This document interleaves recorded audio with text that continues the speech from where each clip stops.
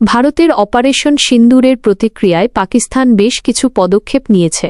পাকিস্তান ভারতের হামলার নিন্দা। পাকিস্তান এই হামলাকে কাপুরুষোচিত আক্রমণ এবং যুদ্ধের কাজ হিসেবে অভিহিত করেছে। তারা বলেছে যে ভারত বিনা প্ররোচনায় হামলা চালিয়েছে এবং এর উপযুক্ত জবাব দেওয়া হবে। আন্তর্জাতিক সম্প্রদায়ের কাছে আহ্বান, পাকিস্তান আন্তর্জাতিক আগ্রাসনের বিরুদ্ধে পদক্ষেপ নেওয়ার আহ্বান জানিয়েছে। তারা বলেছে যে ভারত আঞ্চলিক শান্তি ও স্থিতিশীলতা নষ্ট করছে। সামরিক প্রতিক্রিয়া। পাকিস্তান দাবি করেছে যে তারা ভারতীয় হামলার জবাব দিয়েছে এবং 5টি ভারতীয় যুদ্ধবিমান ভূপাতিত করেছে। নিরাপত্তা পরিষদের জরুরি বৈঠক।